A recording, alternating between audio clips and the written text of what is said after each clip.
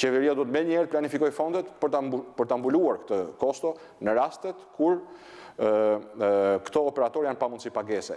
Për ata biznese që i lën punojësit në shtëpi dhe i paguajnë pagën, kostoja e pagës të llogaritet si shpenzimi i zbritshëm, pra si shpenzimi i zbritshëm në masën 200% të shpenzimit kryer. Ky është propozimi ynë, i kostuar me një kosto prej 25 maksimumi 30 milion euro në muaj. Pra vetëm kosto e mbështetjes ekonomike do të shkojë diku tek 45-50 milion euro në muaj. Ndërkohë që pjesën tjetër të fondeve ne kemi planifikuar dhe kemi kostuar në mbështetje të shtresave nevojë, të familjeve më të goditura nga kjo fatkeqësi, të moshuarve, të familjeve në nevojë ekonomike, të atyre që janë pa mundësi ekonomike, në veçanti të një komuniteti goxha të madh të njerëzve që i goditi tërmeti dhe janë akoma në çadra, dhe për këto mendojmë se shuma prej 50 deri në 60 milion euro do të ishte më se mjaftueshme për të përballuar koston në një periudhë kohore 2 mujore. Po të shikoni, kjo është një kosto e barabartë me 120 milion euro që sot janë planifikuara për të marrë nga 10 oligark dhe një pjesë për tyre kanë filluar tashmë të marrin pagesat. Ndaj propozimi ynë është fare i qartë. Me njerë të veprot, çdo kontratë ka klauzola pezullimi në rast të tilla, siç është rasti i sotëm i kësaj pandemie, të pezullohen këto kontrata me afat pacaktuar dhe në mënyrë të menjëhershme të ribuxhetohen me një rishikim të buxhetit të shtetit në mbështetje të këtyre 3 kategorive: shëndetësisë, ndihmën sociale dhe ekonomisë shqiptare. Natyrisht që ne e kemi të pamundur sot për të parë se sa mund zgjas kjo situatë dhe mund të kërkon sakrifica të tjera. Po s'mund të kërkon sakrificat vetëm shqiptarëve, vetëm më të varfër apo shtresës mesme.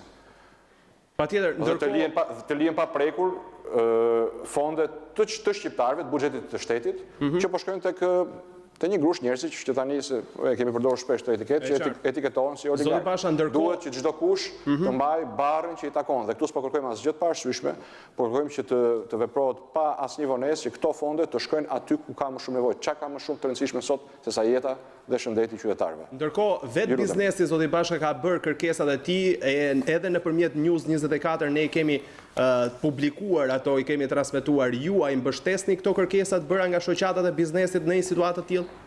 Ne mbështesim shqetësimin e biznesit patjetër dhe një pjesë e madhe e kërkesave tona në fakt janë përqafuar dhe janë mbështetur nga biznesi, sepse paketa jon daton nga data 11 mars.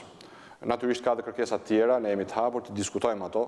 Siç ju thash, parimet tona janë parimet e mirë menaxhimit, transparencës dhe zbatueshmërisë. Duhet të jemi realist dhe nuk duhet të kërkojmë gjëra të cilat janë të pamundura për të zbatuar, por nga ana tjetër nuk duhet kursejmë asgjë për të zbatuar ato që janë plotësisht zbatueshme dhe insistoj plani ynë i masave është një plan plotësisht i zbatueshëm nëse ka mirë menaxhim, nëse ka transparencë, nëse ka vullnet për t'i çuar parat aty ku duhet, për të mos hapur një diskutim pastaj se çfarë është më e rëndësishme sot, shëndeti, mirëqenia e 3 milion shqiptarëve apo kontratat e 12 koncesioneve. A ka një faturë finale i gjithë plani juaj, ju filluat ta shtjellonit pak a shumë zoti Basha, një shifër finale, pra patjetër që ju e thatë që ne nuk mund të jemi Gjermania, Italia, Shtetet e Bashkuara që flasin me miliarda euro, po a kemi një faturë, le të themi 150 milion euro për shembull, për shëndetësinë, për ndihmën sociale dhe për ekonominë? Siç e kuptoni, kjo është diçka që varet edhe nga skenaret me cilët do të përballemi. Është pamundur sot të thuhet se cili është skenari më i mirë dhe cili është skenari më i keq me cilin duhet përballemi. Unë shpresoj dhe si çdo shqiptar lutem që ta kalojmë me pasoja sa më të lehta.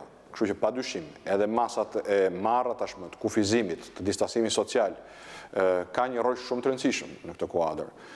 Ndonse disa prej tyre u morën pas një periudhe vonese dhe në vlerësimin e situatës, siç thash, gjykimet për vendimet e vonuara apo vendimet e gabuara do i takojnë një kohë tjetër. Sot unë dua të jem në mbështetje totale të këtyre masave, të cilat natyrisht duhet edhe të jepet forma e plot ligjore, nuk duhet mbeten masa Facebooku, sepse ne kemi një kuadër ligjor, të cilin i kërkoj qeverisë ta plotësoj dhe ta shpall ashtu siç duhet. Ka një ligj për emergjencat, ka një ligj për fatkeqësitë natyrore, ka parashikime të qarta të cilat janë të mbështetura në legjislacionin shqiptar, edhe për njoftimin, edhe për rregullimin e gjithçkaje. Këto janë çështje të cilat do të trajtohen në mënyrë shtetërore, në mënyrë qeveritare dhe në mënyrë spontane, se asgjë nuk është në mëshirën apo në moralin e qeverisë.